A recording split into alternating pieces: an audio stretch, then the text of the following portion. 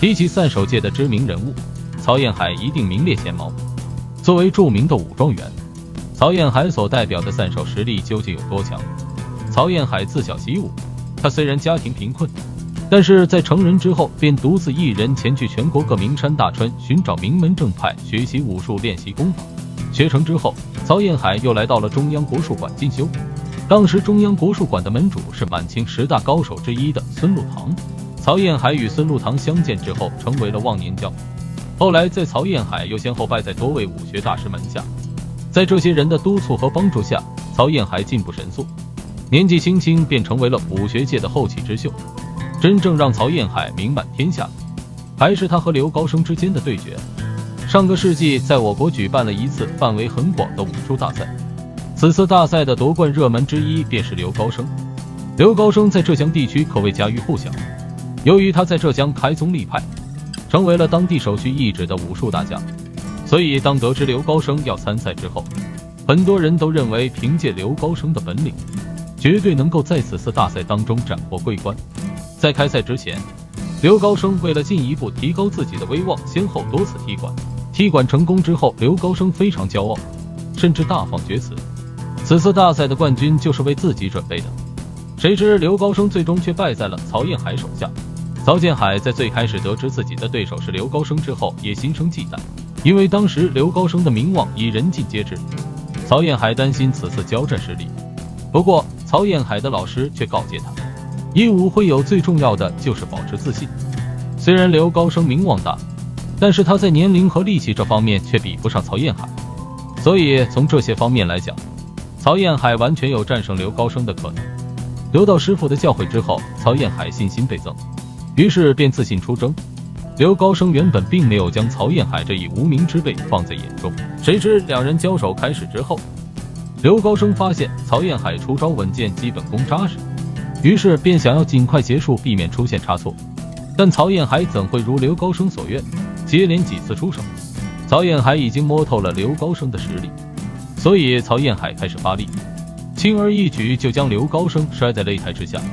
刘高升失败之后并不服输，以自己水土不服为由要求裁判加赛一场。由于刘高升在当时的地位很高，主办方为了不得罪刘高升，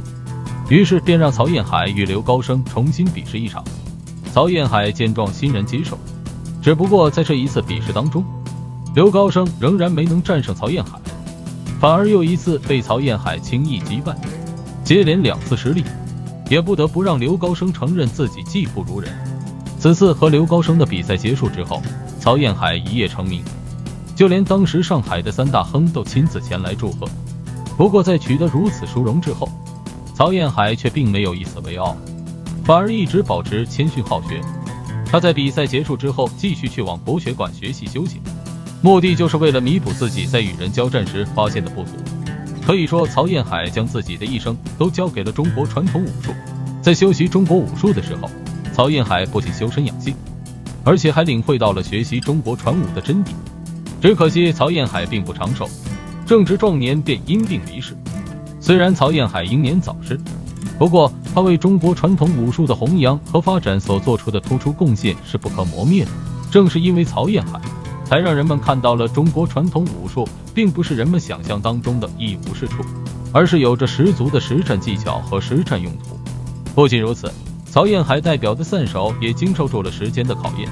逐渐发扬光大。其实无论是散手也好，咏春拳也罢，这些现在被称为传统武术的，都是以前实打实的功夫。现在人们熟知的散打、自由搏击，都是近些年传入人马中的。在这些功夫的发源地，也是他们的传统武术。所以从这个层面讲，武术也就没有传统和现代之分，都是防身自卫、战场杀敌的功夫而已，都是实用的。那为什么现在会出现武术打假、传统武术不如现代搏击的说法呢？一个是冷兵器时代退去，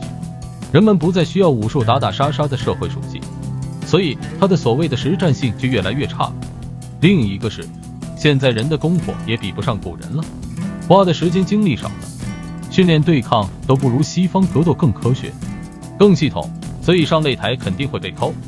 武术的传承既需要坚持不懈，又需要我们推陈出新。吸取西方格斗系统的科学训练，多增加实战对抗，才能在对抗上找回武的本色。